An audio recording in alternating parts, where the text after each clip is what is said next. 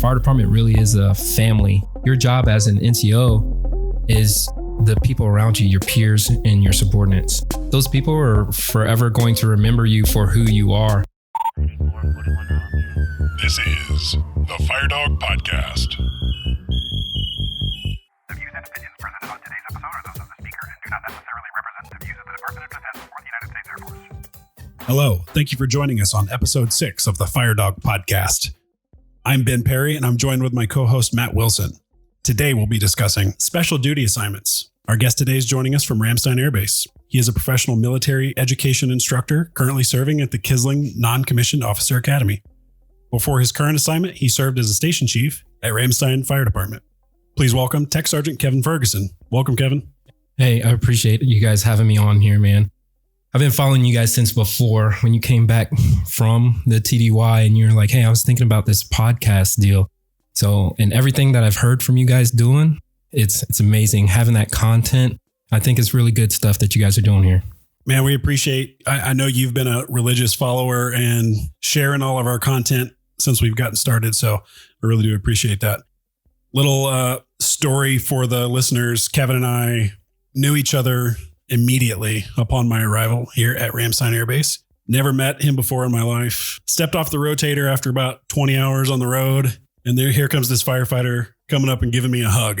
And I don't know him at all. So it's a little awkward, but I quickly realized that he's going to be one of my best friends here on the installation. So Kevin, man, I appreciate having you on. This is much more of a pleasure for me than I'm sure it is for you.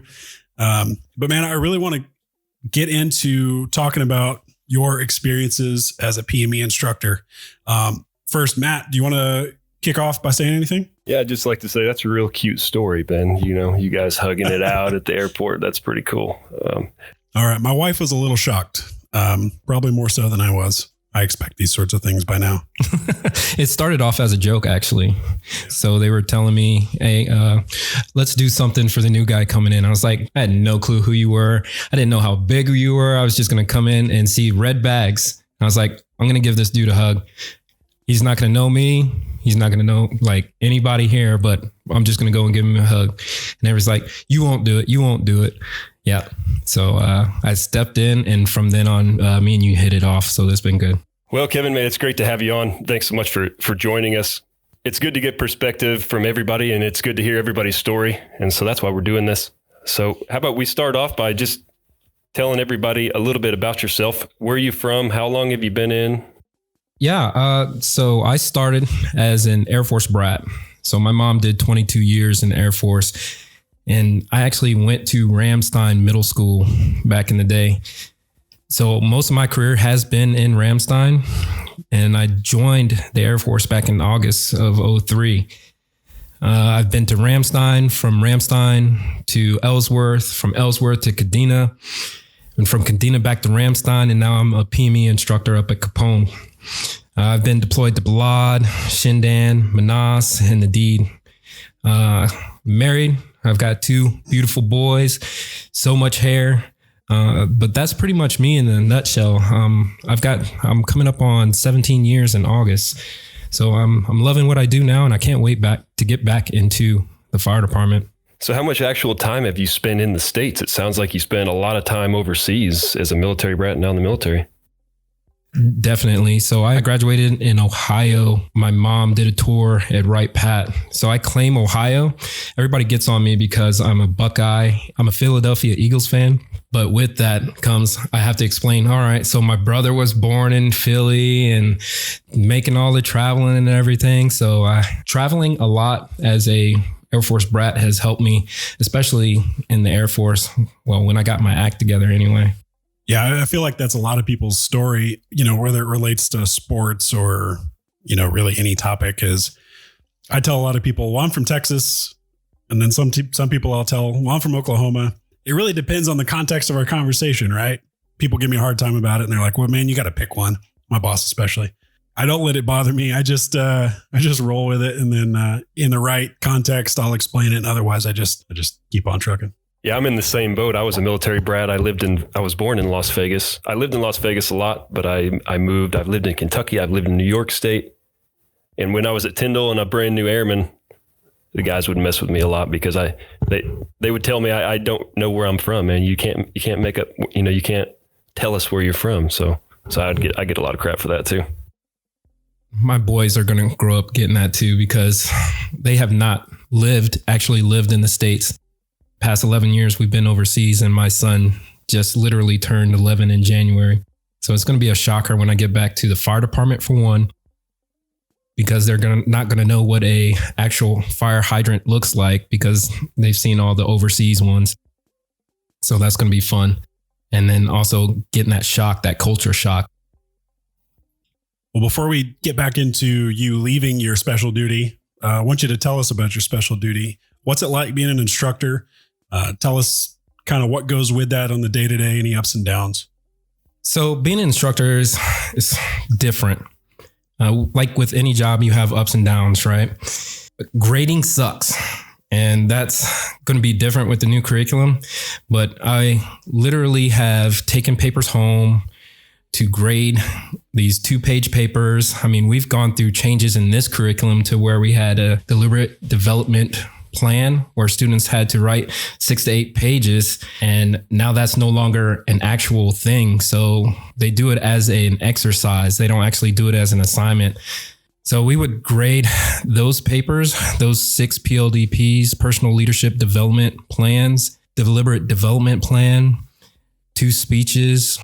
We'd also have to look for certain behaviors, leadership behaviors, and we have to give a lot of feedback, and it's a lot of mind work, especially when students will come and they will actually come up with different scenarios in their work center.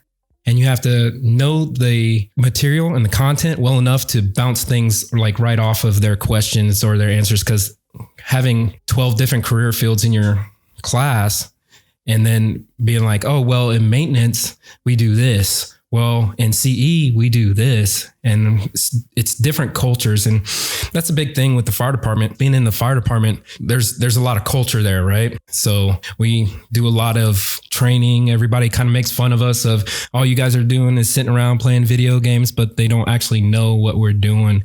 And this job really helps out with that because people are starting to understand everybody's little niche and how they fit into the Air Force. So it's a lot of juggling responsibility and giving feedback to each individual, because something that we teach there, each individual is from a different place and they were raised differently. So even in their culture in the Air Force might be different. Your response and your feedback's got to be different as well. But it's rewarding. I mean, I've taught 13 classes and I've been a student in each one of those classes. And I love doing what I do, but I'm ready to get back. So to utilize those experiences of reaching out to other organizations and be like, all right, so I've heard from different organizations how you guys do this, and then making sure that we're coming off maybe a little bit different to other organizations in the Air Force. I'm familiar with PLDPs and DDP, but some of our listeners may not be. What are those? What do the acronyms stand for? So your PLDP is your personal leadership development plan. A lot of that is writing on a specific topic of what you believe you want to change in your leadership style. I really hit on when I'm teaching and I'm instructing, this is your personal leadership development. You're not going to take this lightly.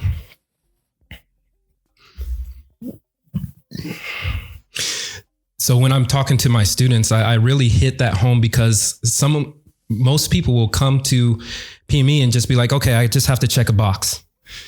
As long as I'm checking those boxes in the rubrics, I'm good. But I really put a lot of emphasis on, hey, this is a time for you to look at yourself and the content that we're providing, and take something out of the content we're providing and try to grow yourself. And with the DDP, the deliberate development plan, that was something that I wish could have stayed, because now with the exercise, I don't think the students are getting a lot of heart, and they're not putting their heart into it, because with the deliberate development plan, they are actually developing an airman or themselves and they have to hit certain parts of that deliberate development plan to be effective when they are sitting down with their airmen. And it's not necessarily just like the ACA where you sit down with your feedback on the initial feedback or the midterm feedback. So this is actually sitting down and deliberately developing your subordinates to be able to move in a certain direction in their career because of some of the goals that they might have. I appreciate you clarifying those points for us. I'm sure there's listeners that appreciate that. So how did you land the job as a PME instructor? Did you want it? Did you get forced into it? Were you voluntold? How'd that go? So I wanted to be an instructor. When they chose me for DSD, I told them that I wanted to be an ALS instructor or I wanted to be an instructor at Goodfellow. That was my take on it. But of course, when you sit down with the commanders and they look at your records and they look exactly what you've done, they might have a different idea for you. So they put down PME instructor and they put down a recruiter. I'm telling you, I probably wouldn't have been a great recruiter because I would have looked at somebody that was coming up out of high school like me, and I probably wouldn't have met my numbers because of that. So I'm glad that I got picked up to be a PME instructor. But I got picked up through the regular DSD process. Funny thing was I wasn't originally plucked out of that DSD process originally. So there was another firefighter that had gotten picked up a couple of months beforehand as an NCOA instructor that was supposed to take the job, but ended up not getting relieved from his position. So they called me up like, hey, batter up. So this guy, nope, we're going to take him out. We're going to pinch hit. So they plucked me out and they didn't even interview me. So I was kind of like a last minute change real quick. Like, we got to get a hire right now. Who's it going to be? Okay, cool. This guy wanted to be a 8T PME instructor. So they plucked me out real quick, and that's how I really got the job. Another thing I really wanted to hit on is I know there's a lot of people out there that are probably like, hey, I got this DSD. I really don't want to do it, right? That's a lot of people come with that kind of attitude. Like, I don't want to do this DSD. But having that faith in your commanders and your supervisor can be hard to where you're like, man, I want to be a tech school instructor, or I want to be a TI. Or you may not want to be that TI or tech school instructor, but your commander sees something in you to be able to grow. I think if you are in the right part of your career, you'd be able to do it. If I were to do it all over again, I probably would have done it earlier rather than later, because in the PME world, it's rough. Now I'm going back in as a seasoned technical sergeant, and I'm going to have to be that expert to lead my guys when I go back into fire. But I'm going to have to lean on a lot of my guys to be able to refresh me on some of those things, because truthfully, a lot of things have changed since I have left. The last 3 years, a lot of things have changed in the fire department. I haven't touched a new P19, but I see everybody getting them. So I'm going to have to learn those little things again and some of the processes that fire has. Kevin, I think you'll be just fine. You'll pick it up. I think the first step is realizing that you don't know something, and, leaning on those guys, having the humility to lean on some of the younger guys too. You're going to do great. Yeah. Cool. I appreciate it, guys. Thanks. So, you talked about needing a little time when you come back in to kind of get reacclimated. What about the culture? You're coming from an environment of, let's say, professionalism, where sometimes the fire service can lack that in the day-to-day. We're a little less white collar, if you will. So as you make your transition back from PME to the fire department, kind of what's your plan going forward to bring some of that culture back, to build up the career field as you enter back in, to kind of bring some of that with you? And then what are you going to kind of let go of as you come back? Loaded question. Loaded question there. So yeah, I'm definitely going to bring a lot back. The professional part of PME is not what everybody kind of thinks of it. I mean, the first couple classes were rough because I would slip up all the time. I would curse. I would just be like, oh man, I messed up. So I would bring the class back and be like, all right, so let me give you these 10 push-ups real quick because I know that's not allowed in this environment. But realistically, in everybody's environment is a little bit different. Everybody's culture is a little bit different. So when going back into the fire department, I believe if I apply the certain aspects of the NCOA culture correctly to the fire department, we can bring back that professionalism to the fire department.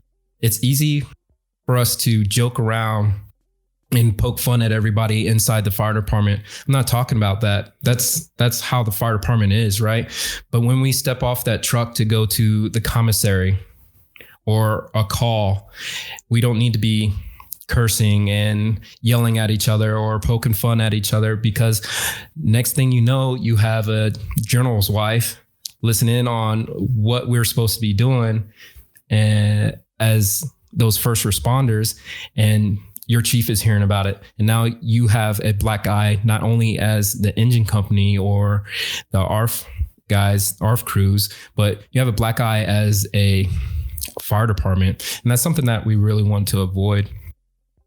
A follow-up question to the professionalism. Do you have any good stories? So you talked about a story that you slipped up and you gave 10 push-ups and, you know, that's not acceptable. Are there any other awesome stories that you may be slipping up doing something that you did in the fire department that didn't work so well in the PME center?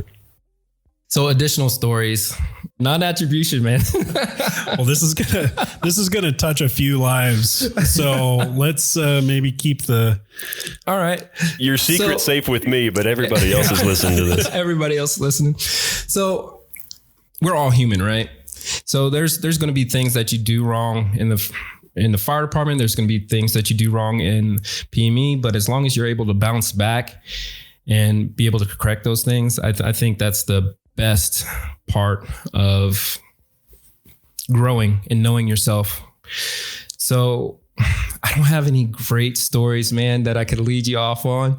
I've had some crazy things, conversations with students to where I actually had to think of myself as a supervisor in those aspects. I mean, when you have a sexual assault happen in your flight room, that kind of stuff really changes the way you think about sexual assault. So bringing that back into the fire department and like, man,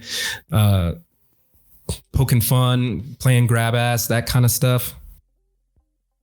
Those are the things that we're going to make mistakes on, right? So actually experiencing that and in the flight room and bringing it back to the fire department, I think that's going to be a good thing. I don't think I slipped up a lot. A lot of it was probably cursing.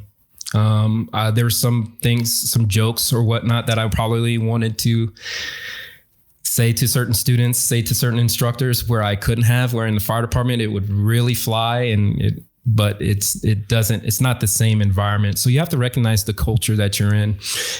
And I think that's a lot of what helped me in PME. The professional part of the Air Force actually saved my career. And it took a while for me to move in the ranks because of it, because I didn't care. I was 8-year senior airman, and I really didn't care about moving up or moving on because I was good to stay a driver and get paid to be a driver for the rest of my career. But that wasn't happening for the Air Force. You had to move on. So it came to that last year testing where I had a supervisor tell me, hey, Senior Airman Ferguson, what are you going to do? Because you're either getting out next year or you're going to test and make staff sergeant. So I had a good supervisor to lead me down the right path. I think that's what really geared me towards being a PME instructor or being an instructor, to be able to do that for my airmen or my staff sergeants moving on. So once that supervisor led me down that path of, hey, you should probably join Honor Guard, or you should probably do FTech instructor for 4 months and come right back to the fire department. I think that really helped me cement that I really wanted to be a PME instructor, because those lives that straight from tech school, those lives are in your hands, welcoming those airmen in and telling them exactly what they need to do at a certain base. So I was blessed to be able to have that opportunity as an FTech instructor before actually becoming a PME instructor. Kevin, it sounds like a success story to me. 8-year senior airman, now you're a PME instructor, you were an FTech guy. I mean, those are they don't just pick anybody for those positions. So clearly you've made the turn, and congratulations to you. It's a great story, and I hope that I know that it's going to add value to a lot of our listeners. There's probably senior airmen sitting out there that this is going to help. I appreciate you sharing that. Well, and moreover, I think Kevin is the NCOA Instructor of the Year, maybe 2 years in a row. So, I've gotten my act together. Like I never really was the awards guy. Even as a new tech sergeant or staff sergeant, I was really never the awards guy. But as soon as I got the PME and saw exactly capturing those things are going to help me down the road, being an NCO of the year 2018 and being the instructor of the year 2019 and moving forward, I actually had some great mentors in PME as well. So getting me to see little different things that are going to help me in my future. I think there's a good point to be made here is the award winners, the ones that are successful are the ones that don't chase the awards, or the people that are successful in the Air Force are the ones that don't chase. They do what they're supposed to do each day. They do it for the right reasons. They do it for the team. Those are the guys and gals that end up getting the awards, hopefully 9 times out of 10. I'd like to think that that's true. So congratulations on that. So we talked about how tough the transition was from firefighting to professional military education instructor. What are some firefighting qualities or firefighter qualities, things that you learned as a firefighter that helped you as an instructor? So being personable, a lot of the things that we do as firefighters every day, a lot of us are outgoing, want to get to know each other, want to get to know the people who are serving. So when we're out there being the fire inspector and we're getting to know the people around us, that really helped me to be a good PME instructor. Getting to know the signs and symptoms of a person just by asking them, connecting with that person. So mistakes are going to be made, and I've got to be able to realize that whether coming back to the fire department or not. Me recognizing those mistakes and learning and growing from them, especially coming in. I'm not going to come in and be like, "Who you got, PME?" or anything like that. I don't think that's the right thing to do. When you're coming back into a fire department, you're going to have to get to know the people who you're working with on your left and your right and grow that family type atmosphere again. And that's one thing that I'm really ready to get back to, because the fire department really is a family type atmosphere. Being overseas for so long, that might be different in the States. So I need to be able to adjust and be able to move on the fly when it comes to those things and not really take that hit on the noggin when I'm trying to get to know my guys or gals. Kevin, what are some of the recommendations for success you can give firefighters who are set to attend ALS or NCOA here shortly? What traits will make them successful in class, specifically as firefighters, you know? So I tell all of my students this: you're getting paid to grow professionally. Yes, it's going to be on an Air Force standpoint, and we're hitting the masses. You got to think we're hitting the masses. Not everything's going to apply to a firefighter mindset. So all the concepts and everything that we teach in ALS or even NCOA, we have to be able to pluck those concepts and be able to utilize them. So go in with an open mind. You are going to, if you're going to NCOA, you have 25 academic days that you're getting paid for. Don't just sit there and not do anything and just check the box, because those people, whether you're going to NCOA or ALS, those people are forever going to remember you for who you are. and being able to network and get to know the people and their jobs, that's going to help you further down the line. Yeah, I can't tell you how many times I've reached back to somebody that was in my NCOA class for help with something once we got back to our duty stations, especially the comm guys.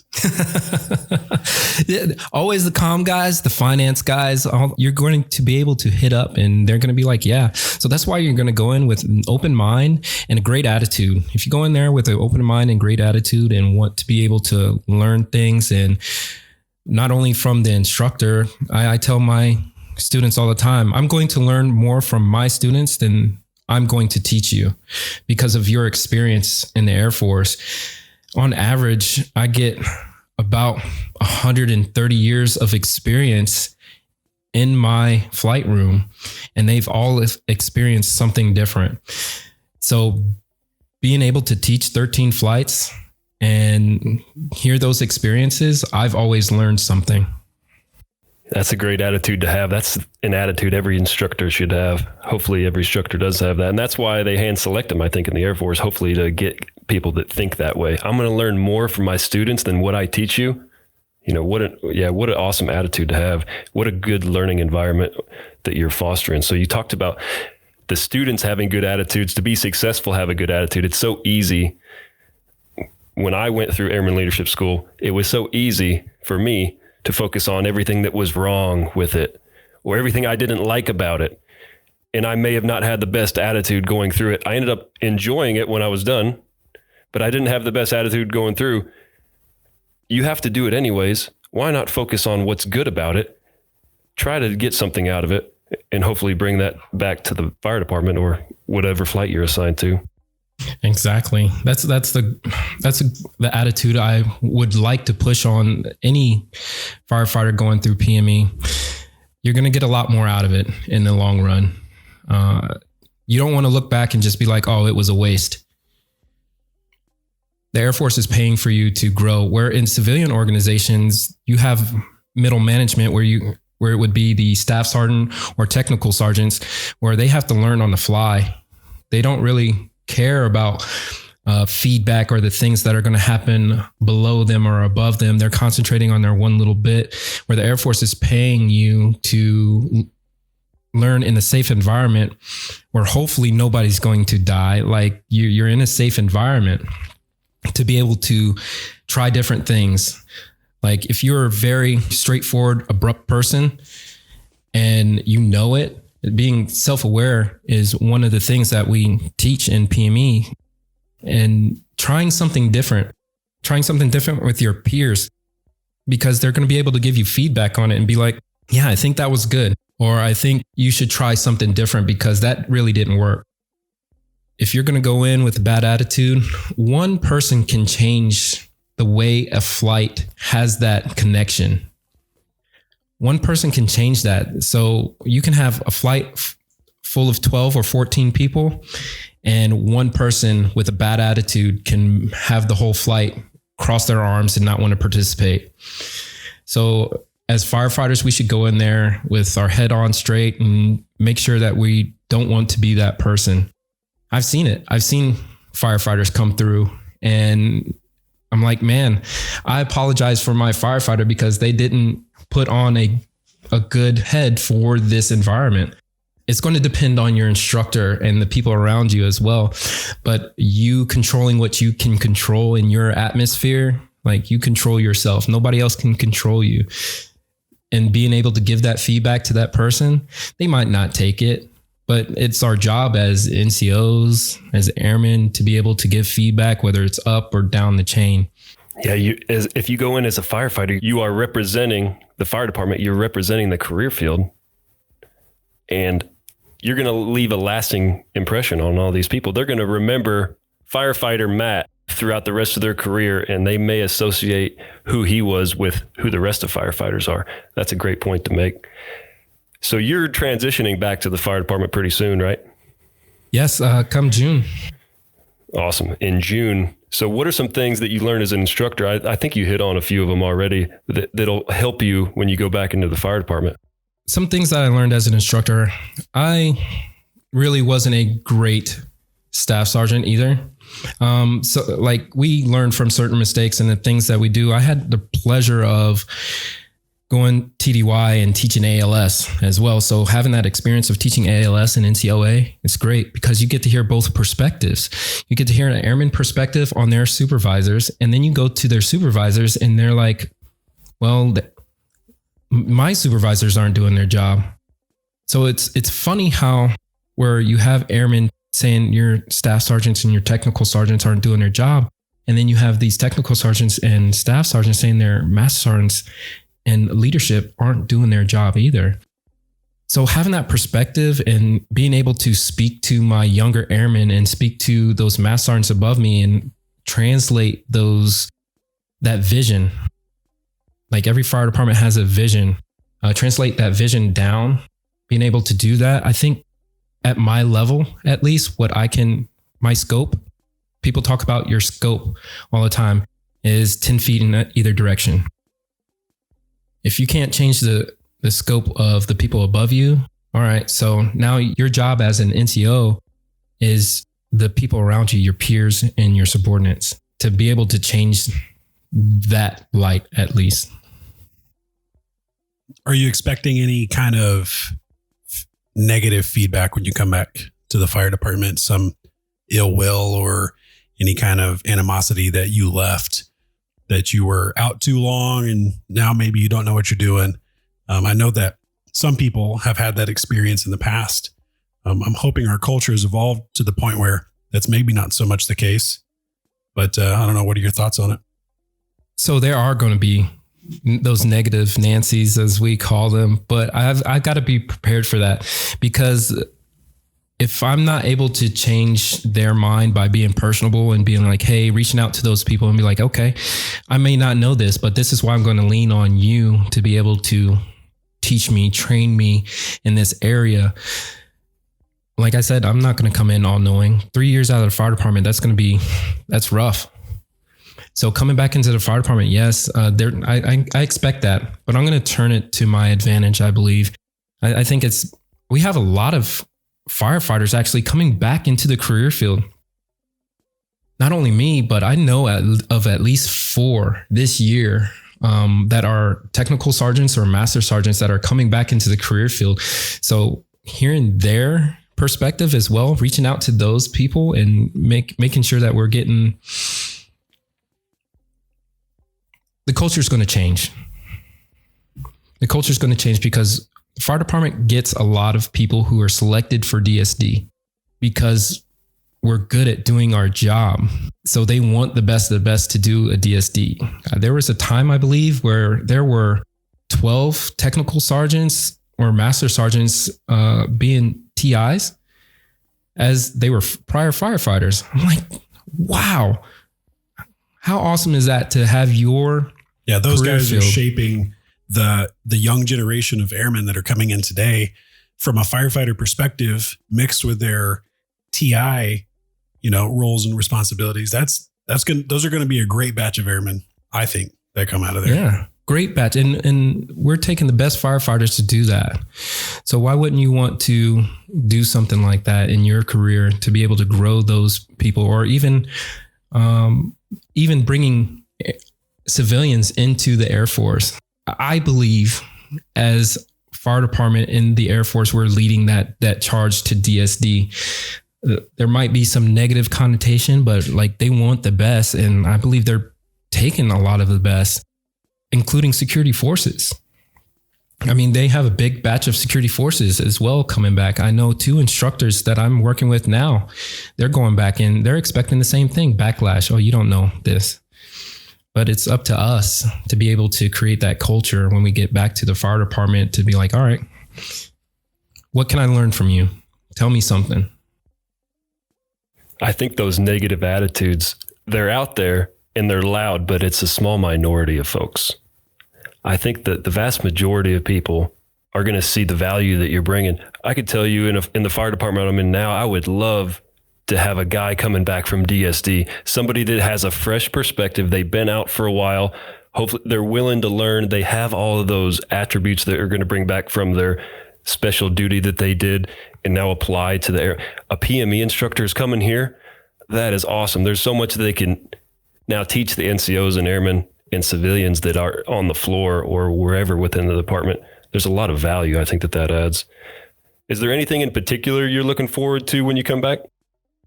So a lifetime goal ever since I was, I guess, a senior airman is I want to lead a shift. Like that's it.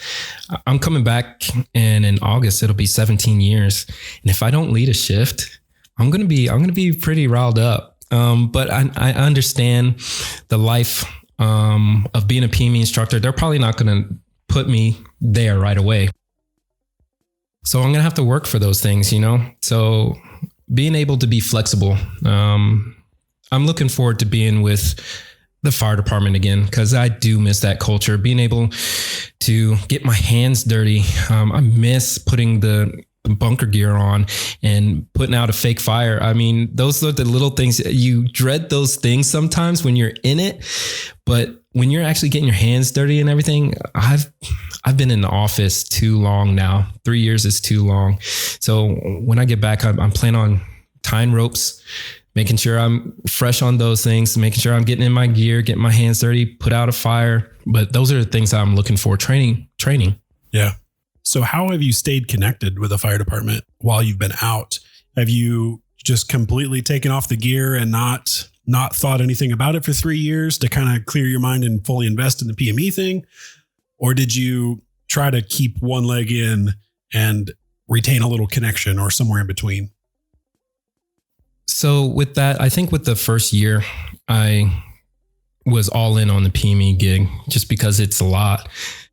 So I did have those connections at the Ramstein Fire Department, but those guys continued to leave and go different places. So like now I'm here and there's a brand new fire department, right? There's a new chief, there's new ACs, but keeping connected with those individuals and seeing those people come in and staying relevant in the fire department is important, because now I need those guys when I'm going back in, because I've already been talking to a couple Master Sergeants, Master Sergeant Katz and Master Sergeant Basinger. I was actually deployed with Master Sergeant Basinger to Balad.